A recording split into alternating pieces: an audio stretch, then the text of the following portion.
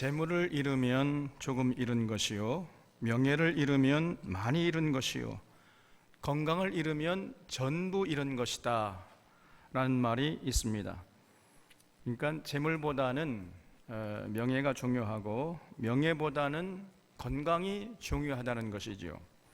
그런데 현실에서는 살다 보면은 건강보다는 명예를 더 중시하고 명예보다 또 더 재물을 중시합니다. 다시 말해서 재물을 가장 귀히 여기면서 살아가는 것이 현실이에요. 그래서 이 재물에 대한 생각이 어떠하느냐에 따라서 그 인생이 달라질 수밖에 없는 것입니다. 이런 면에서 오늘 이 예수님의 가르침은 정말 이 재물에 대해서 오늘 이 16장에서 아주 자세하게 가르쳐 주시는데, 이 예수님의 가르침을 정말 우리가 귀담아 들을 필요가 있습니다. 1절을 보겠습니다. 또한 제자들에게 이르시되 어떤 부자에게 청지기가 있는데 그가 주인의 소유를 낭비한다는 말이 그 주인에게 들린지라. 주인이 그를 불러 이르되 내가 네게 대하여 들은 이 말이 어찌 됨이냐? 네가 보던 일을 세마라. 청지기 직무를 계속하지 못하리라 하니, 청지기가 속으로 이르되 주인이 내 직분을 빼앗으니 내가 무엇을 할까? 땅을 파자니 힘이 없고 빌어먹자니 부끄럽구나. 내가 할 일을 알았도다. 이렇게 하면 직분을 빼앗긴 후에 사람들이 나를 자기 집으로 영접하리라 했습니다. 예수님이 이 재물에 대한 가르침을 비유로 말씀해 주셨는데, 어떤 부잣집에 청지기가 있었다는 거예요. 근데 이 청지기가 그 부잣집, 그 주인의 재산을 그냥 몰래 뒤로 빼돌렸다는 거예요. 그래서 이 사실을 주인이 알고 청지기를 해고하려고 했다는 겁니다. 그때 이 청지기가 생각하기를, 아이고 내가 이제 해고되면 어떻게 먹고 살 것인가, 땅을 파자니 힘이 없고 빌어먹자니 부끄럽구나. 이거 그럼 어떻게 하면 좋을까? 이 청지기가 고민하다가 아하, 이렇게 하면 되겠구나. 이제 그 꾀를 생각해냈다는 거예요. 그래서 동네 사람들을 전부 불러가지고 그 주인에게 진 빚을 제 멋대로 그냥 탕감해 줬다는 겁니다. 5절에 주인에게 빚진 자를 일일이 불러다가 먼저 온 자에게 이르되 네가 내 주인에게 얼마를 빚졌느냐? 말하되 기름 100마리이다. 이르되 여기 내 증서를 가지고 빨리 앉아 50이라 쓰라 하고, 또 다른 이에게 이르되 너는 얼마나 빚졌느냐? 이르되 밀 100석이니이다. 이르되 여기 내 증서를 가지고 80이라 쓰라 하였는지라 그랬어요. 이렇게 이 청지기가 그 자기 주인의 재산, 그 주인의 빚을 그냥 멋대로 탕감해 줬다는 거예요. 그런데 좀 이상한 것은 주인이 그것을 알고 화를 내기는커녕 오히려 그 청지기를 칭찬했다는 겁니다. 8절에 주인이 이 옳지 않은 청지기가 이를 지혜있게 했으므로 칭찬하였으니 그랬죠. 그러면서 예수님이 8절 하반절에서 이 세대의 아들들이 빛의 아들들보다 더 지혜롭다고 칭찬하시면서 내가 너에게 말하노니 불의의 재물로 친구를 사귀라. 그리하면 재물이 없어질 때에 그들이 너희를 영주할 처소로 영접하리라. 지극히 작은 것에 충성된 자는 큰 것에도 충성되고 지극히 작은 것에 불의한 자는 큰 것에도 불의하니라. 이렇게 가르쳐 주셨어요. 그러면 이게 도대체 무슨 말이에요? 지금 예수님이 남의 재산을 함부로 가로채 가지고 자기의 유익을 위해서 써도 된다, 지금 이거를 가르치는 겁니까? 언뜻 들으면요 그렇게 오해할 수 있어요. 지금 예수님이 제자들에게 너희들 나가가지고 그저 횡령하고 살아라, 사기치면서 살아라, 도둑질하면서 살아라, 이렇게 가르치는 거예요. 그러면 예수님이 그럴 리가 없잖아요. 그러면 도대체 이 예수님의 비유의 뜻이 무엇이냐? 참 이해하기 힘든 말씀을 예수님이 하셨어요. 여기에 대한 성경학자들의 해석이 아주 분분합니다. 이 세 가지 정도의 유력한 해석이 있어요. 첫째 해석은 1절에 그가 주인의 소유를 낭비한다는 말이 그 주인에게 들린지라 라는 말에서 이 들린지라 이 말씀을 주목하는 거예요. 이 들린지라는 헬란 말은 디에블레스예요. 디에블레스. 그래서 이 말은 참소하다, 중상모략하다 이런 뜻입니다. 이 디에블레스에서 영어의 데블, 데몬이 나온 겁니다. 마귀. 이런 마귀가 어떤 존재죠? 중상모략하는, 참소하는 존재 아닙니까? 그래서 원래 이 청지기가 정직하고 충성된 청지기였는데 주변 사람들이, 그래서 이 청지기가 주인에게 상당히 참 신임을 받고 또 대우를 받으니까 시기하고 질투해가지고 이 청지기를 중상모략했다는 거예요. 주인에게 가가지고. 그래서 원래는 정직한 청지기였는데 그 주인에 가가지고 당신 집안의 청지기가 지금 당신의 재산을 빼돌고 있는데 그것도 모르고 있어, 이렇게 중상모략을 했다는 겁니다. 그런데 주인이 그 주변 사람들의 말만 듣고 이 정직한 청지기를 오해하고 쫓아내려 했다는 거예요. 그래서 자기가 쫓겨나면은 이제 어떻게 됩니까? 빚 증서, 빚 문서도 만들어 놓지 않았는데 자기가 쫓겨나면 주인은 한 푼도 못 받을 거 아니에요. 그러니까 부랴부랴 주인을 위해서 빚 문서, 빚 증서를 만들어 줬다는 거예요. 그런 과정에서 자신에게도 좀 유리하게 빚 문서를 만들었다는 것입니다. 그러니까 억울하게 쫓겨나는 상황에서도 이 청지기는 끝까지 주인을 위해서 충성하고 주인에게 유익하고 동시에 자기의 앞날도 도모하는 이런 지혜로운 행동을 했다는 거예요. 그래서 주인이 청지기를 칭찬했다는 것입니다. 이렇게 해석하는 입장이 있어요. 둘째 해석은 이 청지기가 원래 불의한 청지기였다는 거예요. 그런데 이것이 탄로나니까 자신의 앞날을 걱정해서 재빨리 동네 사람들을 불러 모아가지고 멋대로 빚을 탕감해 줬다는 겁니다.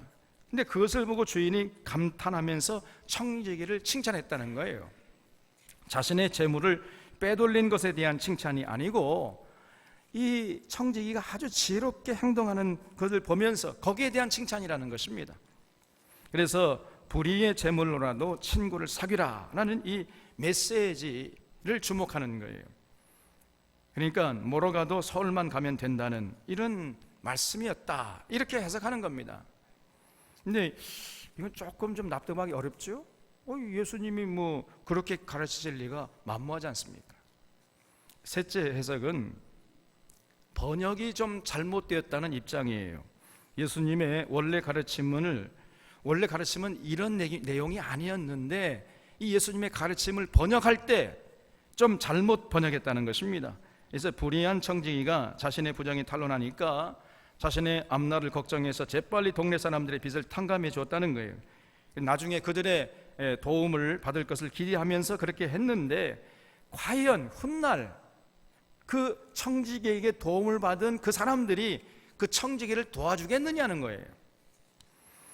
그래서 예수님께서 9절에 너희를 영접하리라고 말씀하신 것이 아니고 그렇게 빚을 탕감해 줬다고 해서 탕감받은 사람이 나중에 그 청지기를 제대로 영접하겠느냐 이렇게 반문하셨다는 것입니다. 그런데 예수님께서는 그렇다고 해가지고 그 청지기를 제대로 영접하겠느냐라고 반문하는 뜻으로 말씀을 했는데 번역할 때에 영접하리라 이렇게 잘못 번역을 했다는 거예요.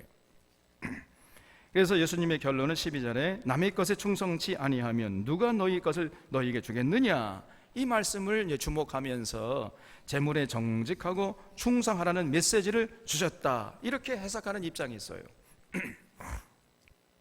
이렇게 성경학자들의 의견이 아주 다양하고 분분합니다만은 저는 이 세 개의 해석 중에서 이 첫 번째가 설득력이 있다고 생각합니다. 이 청지기는 원래 정직했다는 거예요. 예수님께서 이 청지기를 정직한 청지기라고 설정을 하신 겁니다. 디에블레스. 그래서 중상모략한 거예요. 정직한 청지기를. 그래서 원래 이 청지기는 정직하면서 주인에게 충성을 다했는데 주변의 모함으로 억울하게 쫓겨나는 상황에서도 최선을 다해서 주인에게 충성하면서 그러면서도 자신의 앞날을 도모하는 이런 지혜를 발휘한 것이단 말이죠.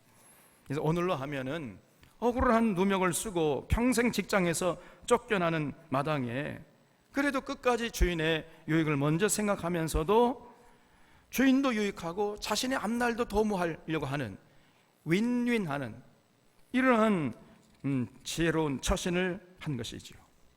그래서 억울하게 쫓겨나는 마당에서도 끝까지 그 자기에게 충성하는 모습을 보면서 이제 이 주인이 나중에 깨닫고 그 청지기를 이제 칭찬했다는 겁니다.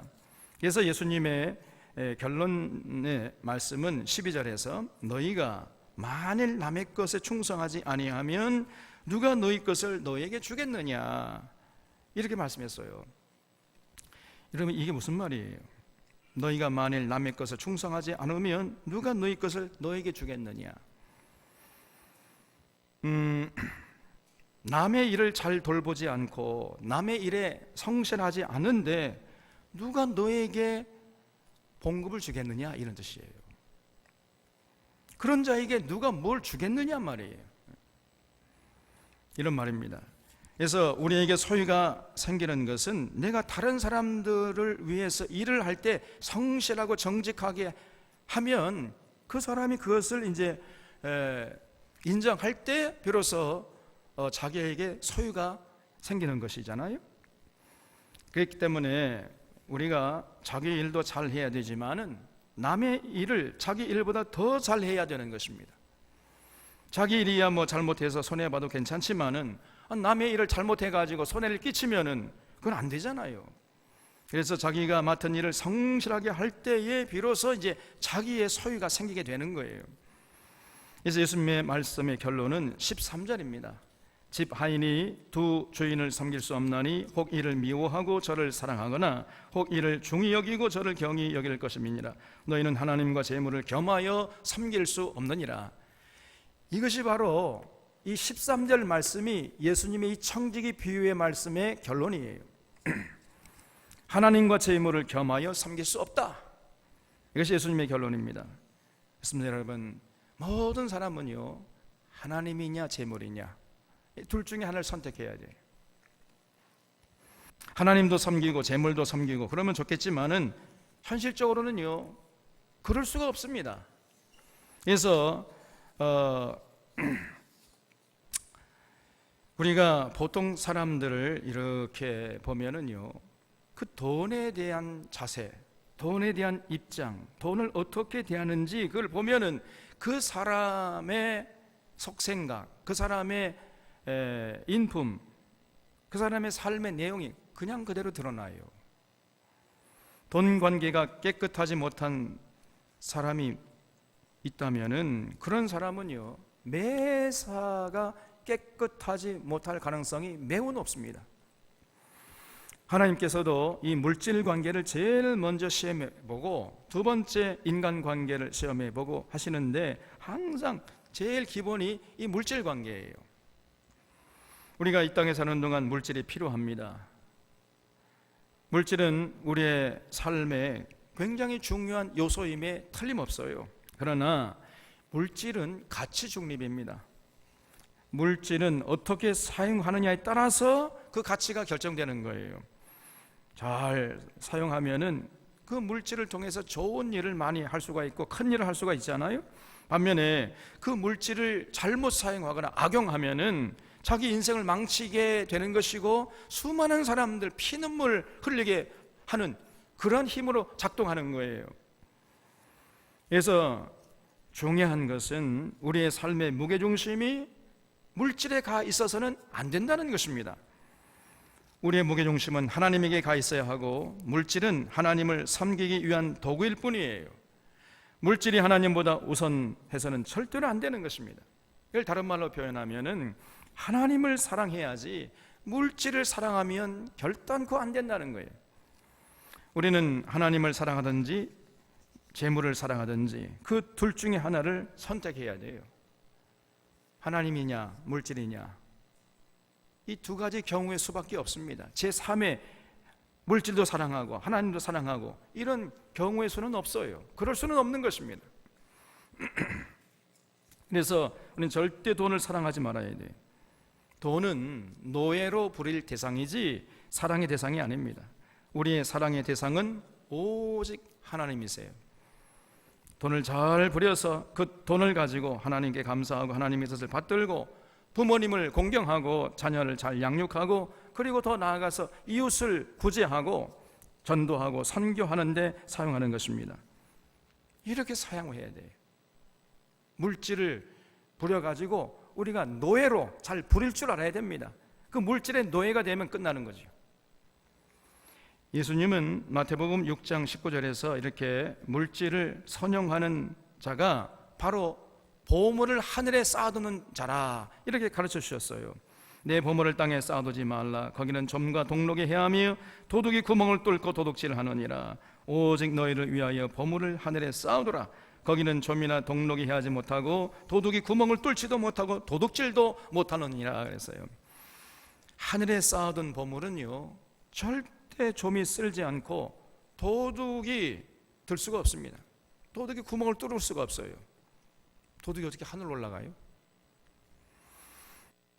그런데 많은 사람들이 하나님을 사랑하지 않고 돈을 자꾸 사랑해요. 이것이 현실입니다. 게다가 우리가 살고 있는 이 자본주의, 여러분 이 자본주의가 뭡니까? 자본주의, 캐피탈리즘, 이게 뭐죠?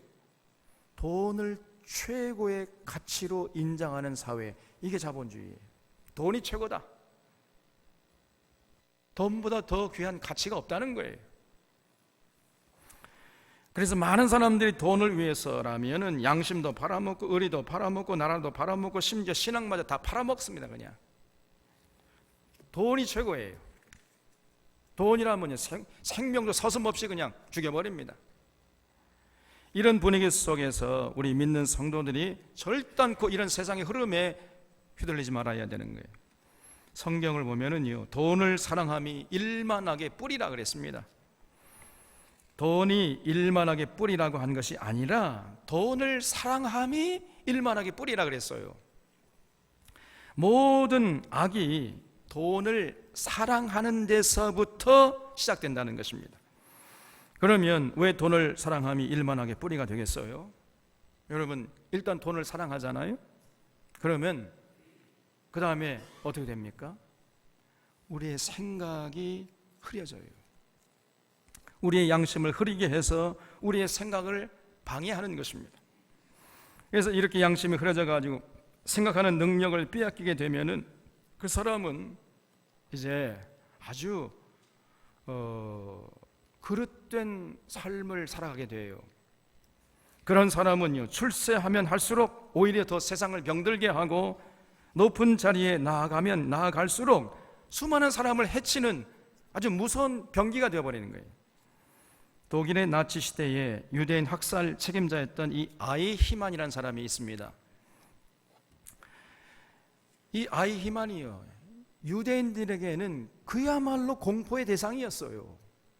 수많은 유대인들을 잡아가지고 그 죽음의 독개스실로 보낸 이런 총책임자가 이 아이히만이라는 사람이었습니다.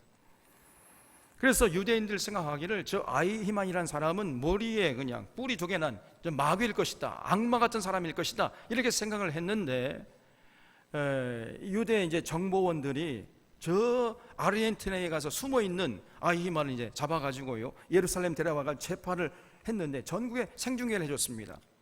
그래서 유대인들이 그 아이히만을 보니까요 놀랍게도 머리에 뿔난 악마가 아니고 너무나 평범한 이웃집 푸근한 아저씨 같은 인상이라는 거예요.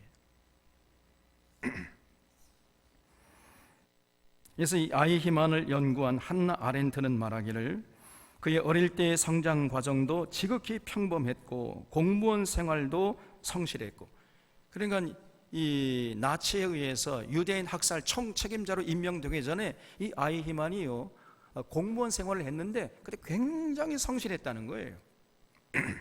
그리고 조직의 질서에 충실하고 준법 정신이 투철한 사람이었다 이렇게 소개하고 있습니다. 올로 말하면요 아주 모범적인 공무원이었던 거예요. 모범적인 공무원. 그래서 이 아렌트라는 이 여자인데 유대인 학자입니다. 근데 이 아렌트가 아히만을 연구한 것은 예루살렘의 아히만이라는 책이 있어요. 여러분, 이 책은 반드시 우리 차론교회 성도이라면 필독서입니다. 세상에 두 종류의 사람이 있을 뿐입니다. 이 책을 읽은 사람하고 읽지 않은 사람. 그래서 우리가 2월 말쯤에 이 예루살렘의 아히만이라는 책을 읽고 독서 토론 모임을 가지려고 해요. 제가 한 달 정도 시간을 드리니까 미리미리 책을 구해가지고 좀 보시기 바랍니다. 엄청나게 많은 삶의 교훈을 얻을 수 있는 귀한 책이에요. 반드시 이 책을 읽어보시기 바랍니다. 그러면 이렇게 평범하고 모범적인 사람이 어째서 그런 악의 도구로 끔찍한 살인마가 되었냐 그 말이에요. 도대체가 아렌트는 결론적으로 말하기를 이 아히만이요 생각하지 않는 사람이었기 때문이다, 이렇게 결론졌습니다. 다시 말하면 생각하는 능력을 뺏긴 사람이라는 거예요. 사유의 능력이 사라진 사람. 그렇기 때문에 그런 끔찍한 짓을 하면서도 자기가 그렇게 끔찍한 짓을 하고 있는지조차 몰랐다는 거예요. 자신이 하고 있는 이 유대인 학살이 어떤 의미인지, 또 이 일이 얼마나 참 끔찍한 죄악인지 이거를 생각하고 판단할 수 있는 능력이 그에게 없었다는 겁니다. 그래서 자신의 일에 대한 사유의 과정을 거치지 않고 그냥 자신이 속한 조직의 논리와 명령에 성실히 따르는 이런 사람이었다는 거예요. 여러분, 그래서 이 인간에게서 생각하는 능력을 빼앗긴다는 것처럼 이 끔찍한 일이 없는 것이에요. 인간에게서요, 이 사유의 능력을 지워버리면요 아주 무서운 살인병기가 될 수 있습니다. 여러분, 이건 정말 두려운 일이에요. 그런 사람은요 피도 눈물도 없는 냉혈한이 되고 마는 것이에요. 얼음장처럼 차디찬 로봇 같은 사람이 되고 마는 것입니다. 그런데 돈을 사랑하면 그렇게 돼요. 여러분, 돈을 사랑하면요 다른 것은 생각할 수가 없습니다. 생각의 능력이 사라져버리는 거예요. 이게. 그러므로 이 돈을 사랑함이 일만하게 뿌리가 되는 것입니다. 여러분, 그래서 만약에 돈을 사랑하면요 이제 생각할 수 없어요. 생각의 능력이 사라져버립니다. 그러면 절대로 이 마귀의 유혹을 이겨낼 수 없게 됩니다. 그래서 그냥 한평 사는 동안에 세상에 휘둘리고 사람들을 해치는 무서운 살인독으로 살다가 자기 인생을 망치고 수많은 사람들을 해치는 이런 인생이 되고 마는 거예요. 그래서 우리는 절대로 돈을 사랑하는 자들이 되어서는 안 되는 것입니다. 오늘 예수님께서 이런 놀라운 진리를 우리에게 비유로 가르쳐 주셨어요. 이 예수님의 귀하신 가르침을 정말 마음에 깊이 새겨야 되는데 당시의 바리새인들은요 그 예수님의 가르침을 들으면서 비웃었습니다. 여기 14절을 보겠습니다. 바리새인들은 돈을 좋아하는 자들이라 이 모든 것을 듣고 비웃거늘 그랬죠. 이 바리새인들이요 예수님께서 그렇게 하나님과 재물을 겸하여 섬길 수 없다 이렇게 가르쳐 주니까 뭐라고? 돈을 사랑하지 말라고? 돈이 좋은 건데? 저는 바보 같은 가르침이 어디 있어? 이렇게 비웃었어요. 그러니까 바리새인들은 겉으로는 하나님을 사랑하는 척했지만 실제로는요 돈을 사랑하는 사람이었습니다. 그의 삶의 무게중심이 하나님을 사랑하는 것에 가 있지는 않고 돈을 사랑하는 것에 가 있었던 거예요. 그래서 겉다르고 속다른 사람들이 바로 바리새인들이었던 것입니다. 그렇기 때문에 예수님이 이 바리새인을 보기만 하면 그냥 질색팔색하고 그토록 싫어하셨던 것입니다. 이런 바리새인들을 향해서 예수님께서 15절에서 점잖게 한마디 하셨어요.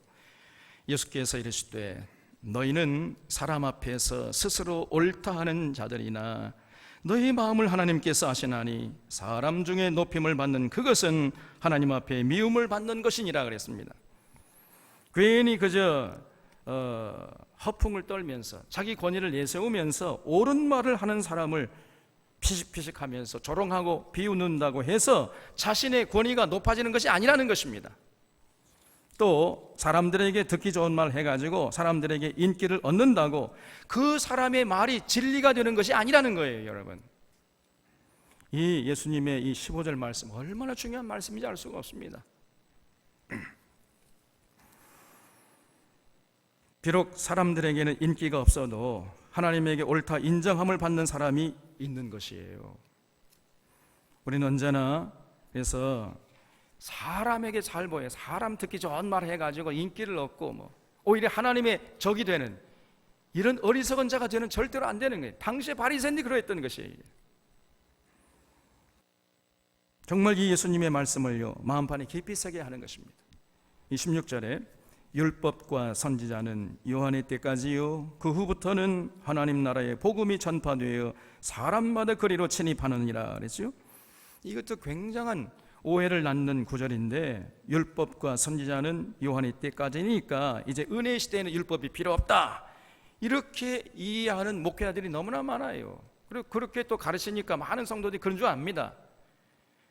완전히 잘못된 오해예요. 여러분, 그 다음 예수님의 말씀을 보세요. 그러니까 율법이 필요 없다 이렇게 말씀하십니까? 그렇게 말씀하지 않으시고 그러나 이렇게 받아요. 그러나 율법의 한 획이 떨어짐보다 천지가 없어짐이 쉬우니라 그랬어요. 그러니까 은혜의 시대에도 여전히 율법은 필요하다는 것입니다.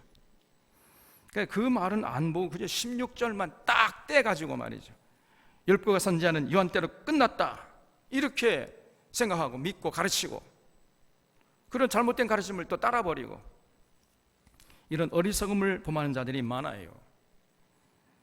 예수님의 말씀인즉슨 복음을 듣고 복음을 통해서 우리가 구원을 받지만은 그렇다고 해서 율법이 필요 없다는 것이 아니라는 것입니다. 그러면서 무릇 자기 아내를 버리고 다른 데 장가드는 자도 간음함이요 무릇 버림당한 여자에게 장가드는 자도 간음함이니라, 이런 말씀하시는 거예요. 왜 지금 이런 말씀하시겠어요? 왜 갑자기 바리새인들을 점잖게 책망하시면서 갑자기 왜 엉뚱한 이런 얘기를 갑자기 하십니까? 뚱땅지 같이. 은혜의 시대라고 멋대로 해도 괜찮으냐? 안 괜찮다는 것입니다. 은혜의 시대에도 여전히 자기 아내를 버리고 다른 데 장가드는 자는 간음한 것이고 무릇 버림당한 여자에게 장가드는 자도 간음한 자가 된다는 것이에요.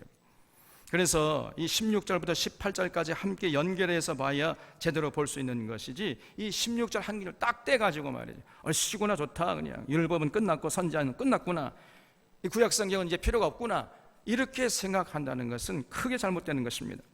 그러면 예수님이 지금 자신을 비웃는 바리새인을 향해서 이런 말씀을 하시는 이유가 뭐겠어요? 왜냐하면 이 바리새인들 당시에 잘못된 율법 해석을 자꾸 했기 때문이에요. 잘못된 율법을 해석해가지고 당시 사람들에게 인기를 얻으려고 그들에게 듣기 좋은 말, 달콤한 말, 그러면서 인기를 얻었던 것입니다. 여기 그게 바로 이제 여자 이혼 문제예요. 신명기 24장 1절에 보면 사람이 아내를 맞이하여 데려온 후에 그에게 수치되는 일이 있음을 발견하고 그를 기뻐하지 아니하면 이혼 증서를 써서 그의 손에 주고 그를 자기 집에서 내보낼 것이요, 이렇게 하나님께서 모세에게 이제 말씀하셨어요. 그래서 여기 보면 분명히 아내에게 수치되는 일이 있을 때만 이혼 증서를 써주고 이혼하라고 이렇게 허락했어요, 하나님께서. 그러면 하나님께서 이렇게 말씀하신 이유가 어디 있을까요? 이혼할 때는 이혼 증서를 써줘야 그 여자도 다른 남자와 또다시 이제 재혼할 수 있지 않겠느냐. 그러니까 그 여자에게 어떤 결정적인 하자가 있을 때, 그럴 때 이제 이혼하려면은 반드시 이혼 증서를 써줘서 그 여자도 살 길을 마련해주고 이혼해라, 이혼하려고 하면은 그렇게 말씀하신 것입니다. 다시 말해서 여성을 배려하라는 이런 뜻이 담겨 있었던 거예요. 그런데 당시 바리새인들이 그 율법의 정신을 무시하고 율법을 멋대로 해석해가지고 이혼하고 싶으면 이혼 증서를 써주기만 하면은 이혼할 수 있다, 이렇게 가르쳤던 거예요. 무슨 말인지 이해되시죠? 그러니까 그런 당시에 이 바리새인들이 율법을 해석할 수 있는 그런 권리가 있는 사람들이었잖아요. 그러니까 이렇게 율법 정신을 무시해버리고 율법을 그냥 제 멋대로 해석해버리니까 당시 이혼하고 싶었던 남자들이 어떻게 했겠습니까? 예? 아멘 할렐루야다. 아주 쌍수를 들고 환영했던 거예요. 그러면서 저 바리새인들 진짜 참 하나님 보내신 진짜 하나님의 종들이야. 그러면서 그 바리새인들을 존경하고 바리새인들의 권위를 부여해줬던 거예요. 그러니까 이 바리새인들이 잘못된 율법 해석을 당시의 사람들이 환영하는 그릇된 해석을 하면서 그냥 인기를 누리고 있었던 거예요, 여러분. 그래서 예수님이 바리새인들의 잘못된 가르침을 전면적으로 부정하면서 가늠한 연고회에 그 이혼하게 되면은 그 사람 죄를 짓는 것이고 그런 여자에게 장가드는 자도 가늠한 것이다, 이렇게 말씀하신 것입니다. 그래서 예수님의 이 가르침은요, 잘못된 이 바리새인들의 가르침을 전면적으로 부정했던 거예요. 그러면서 여전히 구약의 율법은 살아있고 함부로 이혼하면 안 된다, 이것을 강조했던 것입니다. 그러니까 잘못된 율법 해석에서 얻은 이 바리새인들의 권위는 아주 험한 것이었던 거예요. 그리고 거들먹거리면서 사람들에게 좀 인기 있다고 거들먹거리면서 예수님의 그 하늘의 가르침, 이 재물에 대한 그 가르침을 비웃는 그런 이 아주 그 거짓된 이들의 위선적인 행동을 예수님께서 점잖게 존엄하게 꾸짖었던 것입니다.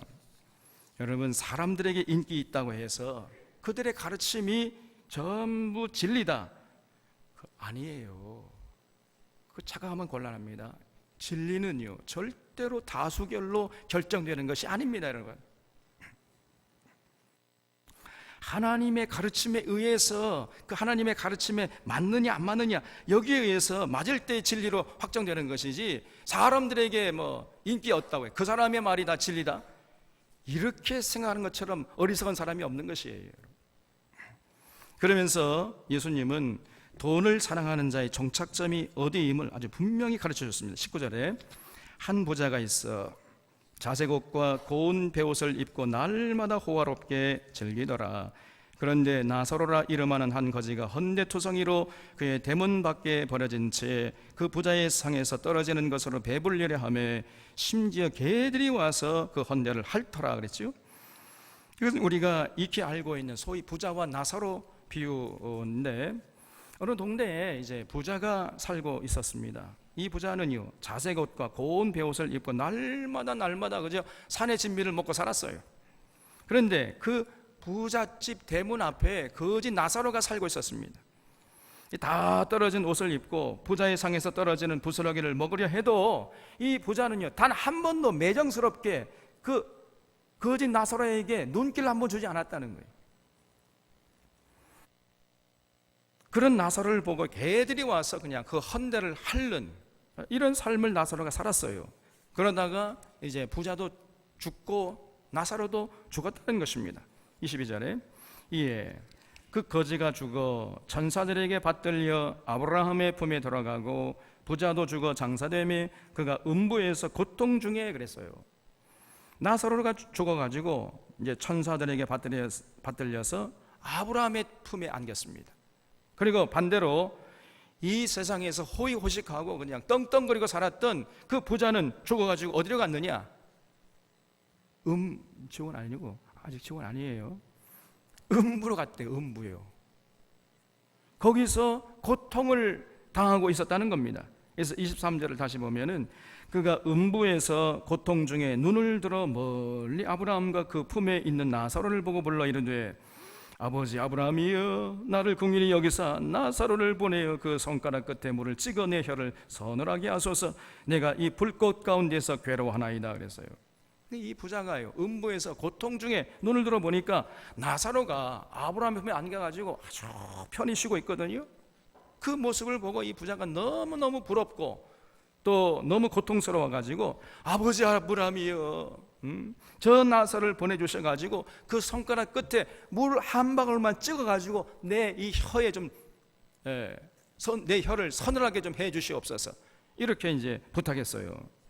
여러분, 얼마나 갈증이 심하면은 이렇게 부탁하겠습니까?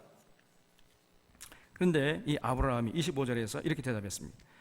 아브라함이 이르되 예, 너는 살았을 때 좋은 것을 받았고 나사로는 고난을 받았으니 이것을 기억하라. 이제 그는 여기서 위로를 받고 너는 괴로움을 받느니라. 그뿐 아니라 너희와 우리 사이에 큰 구렁텅이가 놓여 있어 여기서 너희에게 건너가고자 하되 갈 수 없고 거기서 우리에게 건너올 수도 없게 하였느니라 그랬어요. 그러니까 예수님의 말씀의 핵심은요, 죽은 다음에는 가는 길이 결정되어 있고 한번 결정되면요, 그 결정을 바꿀 수 있다는 얘기 없다는 얘기예요. 절대 바꿀 수 없다는 겁니다. 죽은 이후의 운명은 절대 바꿀 수 없다는 거예요. 과거의 캐톨릭이요, 이 면죄부를 팔면서 이 예수님의 가르침을 전면적으로 부정해버렸습니다. 음부에 있던 그 부모 형제 자매를 위해서 교회에서 파는 면죄부를 사면은 음부에 있던 그 영혼이 천국으로 옮겨진다, 이렇게 거짓말을 했어요. 교회가 타락했던 것입니다, 여러분. 그렇지 않습니다, 여러분. 한번 우리가 사후에 우리 가는 길이 결정되면은 그 이후에는요, 절대로 그 길을 바꿀 수가 없다는 것입니다. 이 예수님의 결론이에요. 그래서 한번 아브라함의 품이나 음부로 가면은요, 그 아브라함의 품과 음부 사이에는 커다란 구렁텅이가 놓여 있어가지고 아브라함의 품에서 음부로 갈 수 없고 음부에서 아브라함 품으로 올 수가 없다는 거예요. 이 땅에 사는 동안 어떻게 살았느냐가 사후에 영원한 삶을 결정짓는다는 것입니다. 얼마나 참 두렵고 떨리는 말씀입니까, 여러분? 여러분, 이 예수님의 가르침을 여러분 정말 심사숙고하고 받아들일 수 있기를 바랍니다. 진실로 돈을 사랑하는 자들은 정말 심각하게 들어야 돼요. 27절을 보겠습니다. 이르되,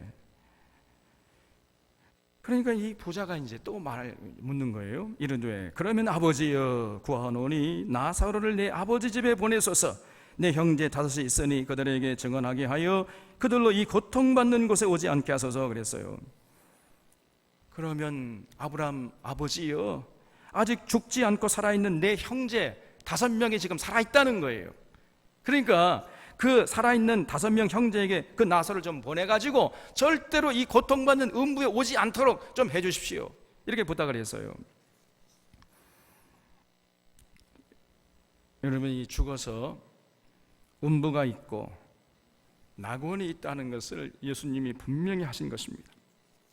이 땅에서 그저 호화롭게 호의호식하고 잘 먹고 잘 사는 것에만 빠져 살다 죽으면요, 결국은 음부로 가게 돼 있다는 거예요. 부자들이 가는 종착점이 어디냐? 음부라는 거예요, 음부. 그래서 그것을 증거해가지고 아직 살아있는 내 형제 5은 절대로 그런 고통스러운 음부에 오지 않게 좀 해주십시오, 이렇게 부탁했어요. 그랬더니요, 29절에서 아브라함이 이르되 그들에게 모세와 선지자들이 있으니 그들에게 들을지니라 그랬습니다. 거기 그들에게 모세와 선지자들이 있으니, 거기 줄쳐 한번 글을 쳐주시기 바랍니다. 여기서 이 모세와 선지자는 무엇을 말할까요? 모세와 선지자는 한마디로 말하면 구약 성경을 말해요. 모세는 모세오경, 즉 율법서를 말하는 것이고 선지자는 예언서들을 말하는 것입니다. 그래서 모세와 선지자 하면 구약 성경 전체, 전체를 담아내지 못하지만은 거의 대부분을 포괄할 수 있는 거예요. 그래서 모세와 선지자 그러면 구약 성경을 통칭하는 그런 의미로 당시에 사용됐던 거예요. 그래서 지금 예수님의 아브라함의 말씀인즉슨 갈 필요 없다는 거예요. 이미 성경이 있으니까 성경을 통해서 깨닫고 회개하면 된다는 것입니다. 그러면 이 음부에 오지 않을 수 있다, 이렇게 말씀하신 거예요. 그러나 이 부자가 또 이어서 30절에 이르되 그렇지 아니하니이다. 아버지 아브라함이여, 만일 죽은 자에게서 그들에게 가는 자가 있으면 회개하리이다. 이렇게 다시 고집스럽게 부탁을 해요. 죽었다가 산 자가 증언하면은 자기 형제들이 전부 회개할 것이라는 거예요. 그러니까 아브라함이 31절에서 대답하기를 모세와 선지자들에게 듣지 않으면 비록 죽은 자가 살아나서 권한다 할지라도 권함을 받지 않을 것이라 그랬습니다. 정말 중요한 얘기예요. 성경을 통해서 깨닫지 못하면요, 아무리 죽었다가 산 사람이 천국과 지옥이 있다고 증언해줘도요, 그건 믿지 않는다는 것입니다. 절대로 회개하지 않아요. 죽었다가 기적적으로 살아난 사람이 야, 내가 음부와 낙원을 봤다, 천국과 지옥이 있다, 이렇게 증언하면요, 어떻게 반응했어요? 네가 지금 헛된 거 본 거야. 헛것을 봤어, 이거사. 너 정신 나갔어? 그러면서 안 들어요. 결국은 안 들을 사람은요, 무슨 일을 해줘도 안 듣습니다.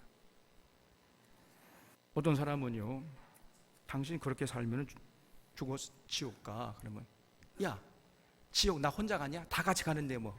그러면서 낄낄거려요. 못 말립니다. 이런 사람들이 많아요. 참으로 어리석은 자입니다. 이와 같이 예수님께서 이 어리석은 부자가 가는 길의 종착점이 어디냐, 그걸 분명히 우리에게 가르쳐 주신 것입니다.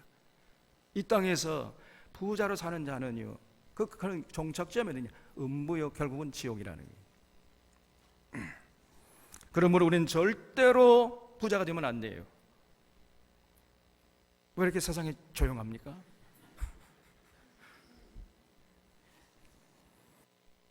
올해 이제 오늘이 새해 설날이죠. 어제가 설날이고 설날 연휴인데, 설날이 되면요, 덕담 한마디 해주십시오. 그러면 많은 사람들이 여러분 새해는 부자 되세요, 막 이런 덕담 한다니까.